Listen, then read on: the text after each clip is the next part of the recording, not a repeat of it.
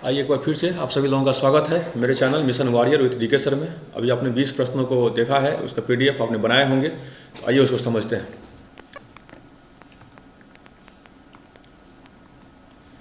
तो आपके स्क्रीन पे पहला प्रश्न, the uprising of 1857 was described as the first Indian war of independence. सन 1857 के विद्रोह को किसके द्वारा प्रथम भारतीय स्वतंत्रता संग्राम के रूप में वर्णित किया गया? तो इसका जो सही आंसर है वो हो जाएगा विनायक दामोदर सावरकर, वी.डी. सावरकर। वी.डी. सावरकर साहब का पूरा नाम था विनायक दामोदर सावरकर। इन्होंने किताब लिखा था जिसका नाम था, किताब का नाम था द हिस्ट्री ऑफ, इसका नाम मैं लिख देता हूँ, इसको याद रखिएगा, the history of the war of Indian independence.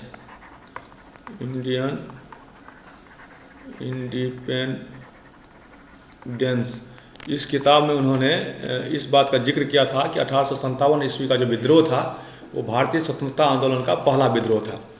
अब ये पहला विद्रोह था नहीं था, इसके ऊपर भी काफ़ी चर्चा है। आप जब इसको पढ़िएगा तो और ज़्यादा क्लियर हो जाएगा। 1857 ईस्वी के विद्रोह को इसलिए पहला स्वतंत्रता आंदोलन कहते हैं क्योंकि ये पूरी भारत में एक साथ लड़ा गया था।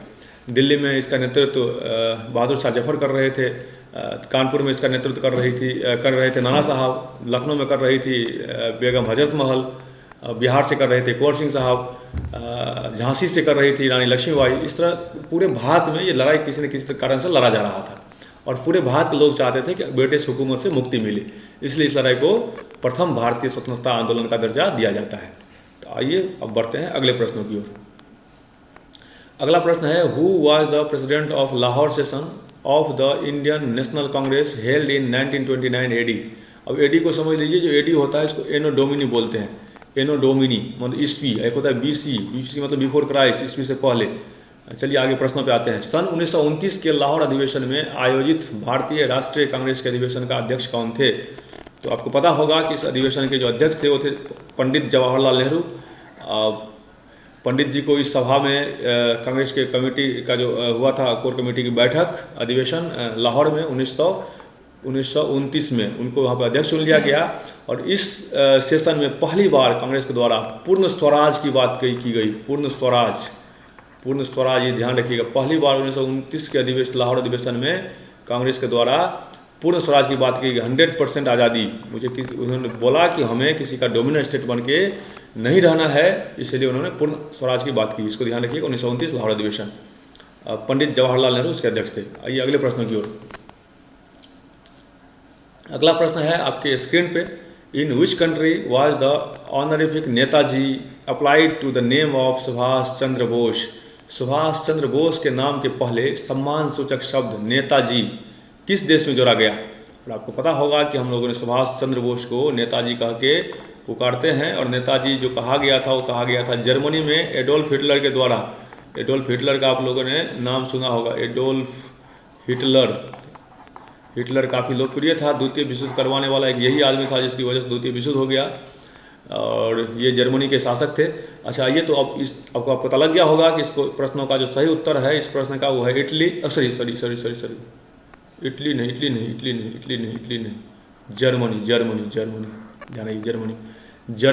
जर्मनी में हिटलर के द्वारा पहली बार नेताजी को नेताजी का संबोधित किया गया। उसके बाद से नेताजी काफ़ी फेमस रहे नेताजी के नाम से। और एक चीज़ मैं आपको और बता देता हूँ यहाँ याद रखने वाला कि महात्मा गांधी जी को राष्ट्रपिता कहकर संबोधित करने वाले जो व्यक्ति थे वो थे सुभाष चंद्र बोस। ये उन्होंने रंगून रेडियो स्टेशन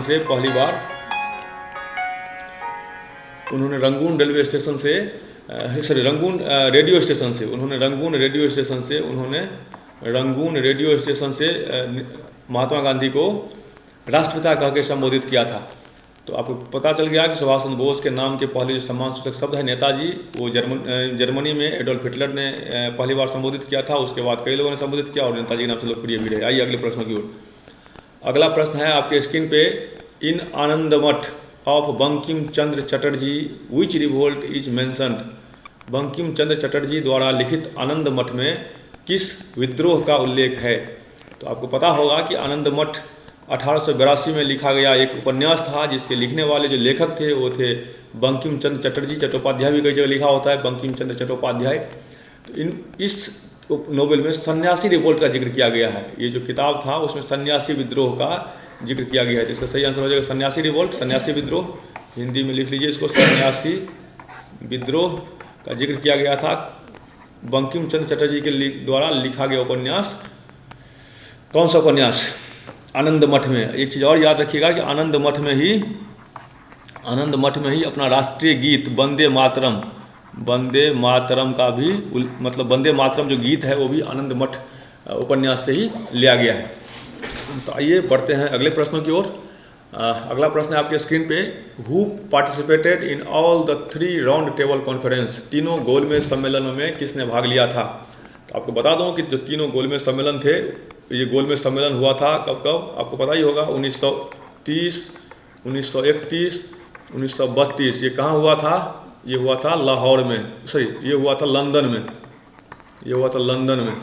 लंदन में हुआ था। और ये इस जो तीनों मीटिंग हुई थी ना, एक श्रृंखला थी ये मीटिंग की। इस मीटिंग में भारत के संविधान के ऊपर चर्चा हो रही थी कि भारत का संविधान कैसा होना चाहिए, उसकी रूपरेखा के ऊपर इसमें चर्चा हो रही थी। इसी रूपरेखा के चर्चा में तीनों जो इसकी श्रृंखला की मीटिंग हुई थी 1930, 1931, 1932, इसको गोलमेज सम्मेलन बोलते हैं, इंग्लिश में इसको बोलते हैं round table conference. Round table मतलब ऐसे करके गोल टेबल था और ऐसे करके चेयर लगे हुए थे, चारों साइड लोग बैठ के बात कर रहे थे। आजकल हर जगह कॉन्फ्रेंस हॉल में यही मिलता है, लेकिन तत्कालीन समय में बड़ा आधुनिक, उस समय का बड़ा आधुनिक चीज़ था, इसलिए इसका नाम ही रख दिया गया गोल मेज सम्मेलन। क्योंकि गोल मेज मतलब मेज टेबल को बोलते हैं, गोल टेबल पर मीटिंग हुई थी, इसलिए इसका नाम रख गया गोल मेज सम्मेलन, राउंड टेबल कॉन्फ्रेंस। इसका तीनों मीटिंग में 1930 में, 1931 में, 1932 में जो भाग लेने वाले नेता थे वो भारत के 2 लीडर थे। एक तो बहुत ही अपने फेमस लीडर जिनकी वजह से आज हमारा संविधान इतना मजबूत और समृद्ध है, वो थे बाबा साहब भीमराव अम्बेडकर। और दूसरा जो नेता और थे वो भी याद रखिए, उनका नाम था तेज बहादुर सप्रू। ये याद रखिएगा, हो सकता है कहीं पूछ दे दूसरा नेता। 2 लोग थे भारत के प्रतिनिधि, 2 प्रतिनिधि, एक भीमराव अम्बेडकर और दूसरा तेज बहादुर सप्रू, जिन्होंने तीनों गोलमेज सम्मेलन में 1930 में, 1931 में, 1932 में भाग लिया था। क्लियर हो गया? आइए बढ़ते हैं अगले प्रश्नों की ओर। अगला प्रश्न है आपके स्क्रीन पे, व्हाट आर ट्रफ और रिज? द्रोणी और कटक क्या है? तो आपने ज्योग्राफी को पढ़े होंगे तो आपने देखा होगा कि जो हवा का होता है ना, ये ऐसे ऐसे करके हवा चलती है, ऐसे देखिए, ये ऐसे, इसको ध्यान से देखिए कैसे होता है, कैसे ध्यान से देखिए कैसे होता है। अब ये हवा ऐसे आएगी, ऐसे आएगी, ऐसे ऊपर जाएगी, ऐसे जाएगी, ऐसे जाएगी। तो ये जो नीचे ऐसे ऐसे करके जो चलती है हवा, ऐसे ऐसे करके, तो नीचे जब आएगी तो नीचे वाले को बोलते हैं द्रोणी, ट्रफ बोलते हैं इसको, ट्रफ, द्रोणी, इसको बोलते हैं द्रोणी, इसको बोलते हैं द्रोणी मतलब, और इसको बोलते हैं रीज। ये ध्यान रखिएगा, ये हो गया ट्रफ, ये हो गया रीज। जब नीचे आता है तो ट्रफ और ऊपर जाता है तो रीज। अब आइए अगले प्रश्न की ओर बढ़ते हैं। अगला प्रश्न है आपका स्क्रीन पे, Operation Flood is also popularly known as. Operation Flood, आपको पहले तो इसका आंसर बता देता हूँ। आंसर ऑपरेशन फ्लड देख लीजिए, इसमें से क्या आंसर होगा? आंसर हो जाएगा द व्हाइट रिवॉल्यूशन। इसका आंसर हो जाएगा द क्वेश्चन है Operation Flood is also popularly known as. Operation Flood को सामान्यतः किस नाम से जाना जाता है? तो ऑपरेशन फ्लड को सामान्यतः व्हाइट रिवॉल्यूशन, श्वेत क्रांति के नाम से जाना जाता है। श्वेत क्रांति के बारे में थोड़ी सी जानकारी ले लीजिए कि श्वेत क्रांति 1970 में भारत में डेयरी के क्षेत्र में, दुग्ध उत्पादन के क्षेत्र में, डेयरी के क्षेत्र में होने वाला महान क्रांति, एक बहुत बड़ा क्रांति था ये, जो दूध के उत्पादन में काफ़ी बढ़ोतरी किया। और इसका जो जनक, मतलब जो फादर ऑफ इंडियन डेयरी जिनको कहा जाता है, वो है वर्गीस कुरियन साहब को फादर ऑफ इंडियन डेयरी कहा जाता है, क्योंकि भारत में श्वेत क्रांति का जनक भी उन्हीं को कहा जाता है। श्वेत क्रांति के जनक के तौर पर वर्गीस कुरियन साहब को जाना जाता है। और उसमें डेयरी के क्षेत्र में काफ़ी काम हुआ था, जिसे श्वेत क्रांति भी कहा जाता है, व्हाइट रिवॉल्यूशन भी कहा जाता है, ऑपरेशन फ्लड भी कहा जाता है। और जो एक प्रश्न आपको काफ़ी बार बार पूछा जाता है वो है कि वर्गीस कुरियन, श्वेत क्रांति के जनक कौन थे, श्वेत क्रांति के प्रणेता कौन थे? तो वे थे वर्गीस कुरियन, और समय था 1970। आइए अगले प्रश्न की ओर बढ़ते हैं। अगला प्रश्न है आपके स्क्रीन पे, in which year was the railway budget merged with the general budget in India? Bharat में किस वर्ष रेल बजट को आम बजट में मिला दिया गया? तो आपने काफ़ी बार सुना भी होगा। ये साल था 2017। 2016 में भारत के संसद में एक प्रस्ताव पारित करके आम बजट को रेल बजट में मर्ज करने की को मंजूरी मिला। आम बजट को रेल बजट में मर्ज करने की मंजूरी मिली। और 1 फरवरी, ध्यान रखिएगा डेट कहीं पूछ भी सकता है, 1 फरवरी 2017 को पहली बार आज़ाद भारत में पहली बार ये दोनों बजट को मर्ज करके एक आम बजट के तौर में पे ही पेश किया गया, जिसमें रेल बजट भी मर्ज था। ये जो प्रक्रिया थी 1924 से अलग की गई थी। 1924 से पहले ये दोनों बजट एक ही साथ होता था। 1924 में ब्रिटिश भारत के अंदर ये प्रक्रिया शुरू की गई कि अलग से रेल बजट का प्रस्ताव रखा गया, लेकिन बाद में फिर से 2017 में इसको मर्ज कर दिया गया। तो 1 फरवरी 2017 को पहला आज़ाद भारत का पहला आम बजट था जिसमें रेल बजट भी मर्ज था। आइए बढ़ते हैं अगले प्रश्नों की तरफ। अगला प्रश्न है, which French company supplied Rafale fighter jets to India? किस फ्रांसीसी कंपनी ने भारत को राफेल लड़ाकू जेट की आपूर्ति की? आप लोगों ने काफ़ी इस पर चर्चा की होंगी और किए भी होंगे। काफ़ी ज़्यादा चर्चा का विषय रहा था राफेल लड़ाकू जेट। राफेल तो काफ़ी लोकप्रिय लड़ाकू विमानों में से एक था। और ये जो राफेल था वो किस देश से सप्लाई हुआ था आपको मालूम ही है, क्योंकि फ्रांस की कंपनी थी। राफेल फ्रांस से खरीदा गया था भारत में, और इसको सप्लाई करने वाली जो कंपनी थी उसका नाम था दसॉल्ट एविएशन। ये ध्यान रख लीजिए, दसॉल्ट एविएशन ने राफेल का सप्लाई इंडिया में किया और ये फ्रांस की कंपनी थी। आइए बढ़ते हैं अगले प्रश्नों के ऊपर। अगला प्रश्न है, in which country the Pegasus spyware has been developed? Pegasus spyware किस देश में विकसित किया गया है? पेगासस एक स्पाईवेयर है जिसे इजराइल ने डेवलप किया है। इजराइल, इसको डेवलप करने वाला जो कंट्री है वह है इजराइल। आइए बढ़ते हैं अगले प्रश्नों की ओर। अगला प्रश्न है, ऑपरेशन संकल्प was initiated and implemented by the? किसके द्वारा ऑपरेशन संकल्प प्रारंभ और कार्यान्वित किया गया? तो ये ऑपरेशन संकल्प जो किया गया था वो किया गया था इंडियन नेवी के द्वारा। इंडियन नेवी इसका सही आंसर हो जाएगा, इंडियन नेवी। आइए बढ़ते हैं अगले प्रश्नों की ओर। अगला प्रश्न है, the KH-47M2 Kinjal, a nuclear capable hypersonic missile belongs to which one of the following countries? नाभिकीय क्षमता युक्त अति ध्वनिक मिसाइल KH-47M2 किंजल निम्नलिखित में से किस देश की है? तो आपको पता होगा कि ये असल में रूस की मिसाइल है, रसिया की मिसाइल है। KH-47M2 किंजल इसको बोलते हैं। इसमें जो विशेषता ये है कि ये सुपर हाइपरसोनिक है। हाइपरसोनिक मतलब ध्वनि की जो गति होती है ना, ध्वनि की जो गति होती है, ध्वनि की गति से 5 गुना ज़्यादा। चलिए आगे बढ़ते हैं नेक्स्ट प्रश्नों के ऊपर। The World Wetland Day is celebrated on which one of the following dates every year? प्रत्येक वर्ष निम्नलिखित में से किस तारीख को विश्व आर्द्र भूमि दिवस मनाया जाता है? तो इसका जो सही आंसर है वो है 2 फरवरी। अब ये आर्द्र भूमि क्या होता है इसको थोड़ा समझ लीजिए। आर्द्र भूमि होता है जो ऐसा ज़मीन जो सालों भर जिसमें जो पानी जिसमें लगा हुआ, पानी से भरा हुआ, ऐसा ज़मीन जिसमें सालों भर पानी जमा हुआ, इस ज़मीन को कहते हैं आर्द्र भूमि, वेटलैंड।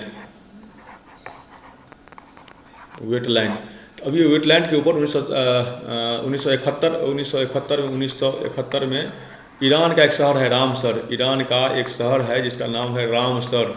इसको ध्यान रखिएगा इस चीज़ों को। रामसर में एक कन्वेंशन हुआ जिसमें वेटलैंड जो आर्द्र भूमि वाला क्षेत्र था उसके संरक्षण की बात की गई, क्योंकि ज़्यादा ज़रूरी है और इसको संरक्षण करने के लिए हर प्रत्येक वर्ष 1971 से ही प्रत्येक वर्ष 2 फरवरी को वर्ल्ड वेटलैंड डे मनाया जाता है प्रत्येक साल। वेटलैंड डे का मतलब समझ गए? वेटलैंड डे मतलब जो ज़मीन में सालों भर पानी रहता है। और रामसर साइट एक कन्वेंशन है, रामसर कन्वेंशन। ईरान का एक शहर में मीटिंग हुआ था 1971 में, इसलिए इसी के नाम पे, रामसर के नाम पे ही ये रामसर कन्वेंशन एक सूची है जिसमें हर साल पूरी दुनिया के कई सारे क्षेत्रों को शामिल किया जाता रहता है। आइए बढ़ते हैं अगले प्रश्नों की तरफ। अगला प्रश्न है, water passes from the soil into the roots by a physical process called? पानी मिट्टी से जड़ों में जिस भौतिक प्रक्रिया द्वारा गुजरता है उसे क्या कहा जाता है? उसे कहा जाता है ऑस्मोसिस। हिंदी में कहते हैं उसको परासरण। आपने जो पेड़ देखे होंगे, जैसे ये पेड़ है, ये पेड़ है, ये पेड़ है। अब आज इसके इस नीचे में इसके जड़ ऐसे ऐसे निकल रहे हैं, ये जड़ है। तो जड़ में से जो पानी को जो ये सोखता है ना, उस सोखने की प्रक्रिया को कहते हैं ऑस्मोसिस। आपने वाटर आर ओ के बारे में भी सुना होगा, रिवर्स ऑस्मोसिस। कभी देखिएगा उसको, सिस्टम को पढ़िएगा, समझ में आएगा। ऑस्मोसिस होता है कि किसी बड़े कणों वाले विलयन से छोटे कणों वाले विलयन की तरफ जो शिफ्ट होता है चीज़ों को, उसको बोलते हैं परासरण। आइए अगले प्रश्नों की ओर बढ़ते हैं। Biodegradable waste can usually be converted into useful substance with the help of biodegradable अवशिष्ट को आमतौर पर किसकी मदद से उपयोगी पदार्थ में बदला जा सकता है? आपको क्लियर ही होगा, ये सब काम करता है बैक्टीरिया। ये सारा ही काम बैक्टीरिया का है, इसमें सही आंसर हो जाएगा बैक्टीरिया। आइए बढ़ते हैं अगले प्रश्नों के ऊपर। In the night time it is advised not to sleep under trees because, रात के समय यह सलाह दी जाती है कि पेड़ के नीचे नहीं सोना चाहिए, क्योंकि अब तो बचपन से प्रश्न को सुने होंगे, गांव में भी लोग पूछते हैं, आम के टाइम बगीचा में जब रखवाली करने आप गए होंगे कभी, तो वहाँ भी आपसे कहा जाता होगा कि पेड़ के नीचे खोपड़ी मत बनाना।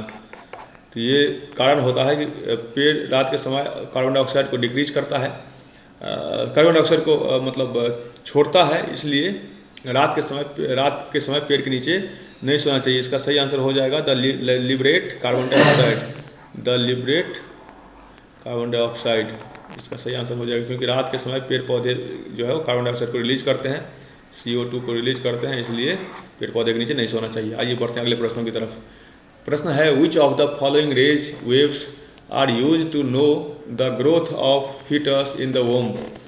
गर्भ में भ्रूण के विकास को जानने के लिए किस किरणों का या तरंगों का उपयोग किया जाता है? आपको पता होगा कि अक्सर ये जो प्रेगनेंसी टेस्ट होता है उसमें भ्रूण का जो टेस्ट होता है उसमें सामान्यतः आप अक्सर सुने अल्ट्रासाउंड टेस्ट होता है।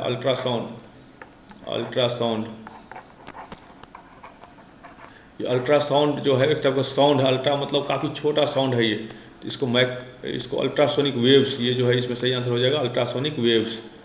ये अल्ट्रासोनिक वेव्स अल्ट्रासाउंड एक ही चीज़ है, अल्ट्रासाउंड जब सुनते हैं उसी को अल्ट्रासोनिक वेव कहा जाता है। आइए बढ़ते हैं अगले प्रश्नों की ओर।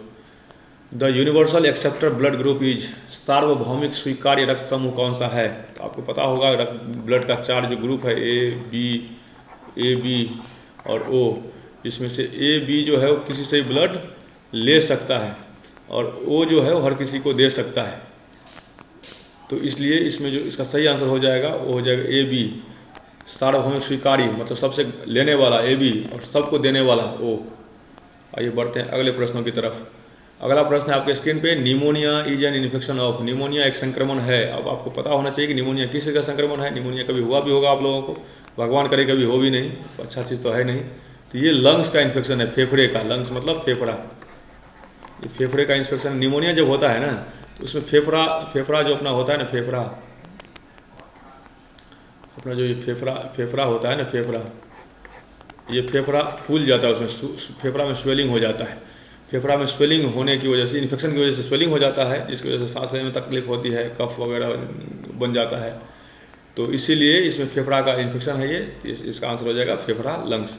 आइए आपके स्क्रीन पे 20वां क्वेश्चन है, insectivorous plants grows in soil deficient in, कीटभक्षी पौधे मिट्टी में किसकी कमी से उगते हैं? तो आपको पता होगा कीटभक्षी कुछ पौधा होता है, आपको पता है कि कुछ पौधा होता है कीट पक्षी को खा जाता है, कीट पतंग को खा ही जाता है। उस पौधे को जो उस मिट्टी में होता है जिस मिट्टी में नाइट्रोजन कम पाया जाता है, तो जिस मिट्टी में नाइट्रोजन की कमी होगी उस मिट्टी में ही ये पौधे उगते हैं, कीटभक्षी पौधे। तो आपके सवाल थे कि कीटभक्षी पौधे मिट्टी में किसकी कमी से उगते हैं, तो कीटभक्षी पौधे मिट्टी में नाइट्रोजन की कमी से उगते हैं। तो इसी के साथ आज का ये 20 प्रश्न समाप्त होता है और फिर हम मिलते हैं अगली बार फिर 20 प्रश्नों को लेकर। तब तक के लिए थैंक यू, जय हिंद।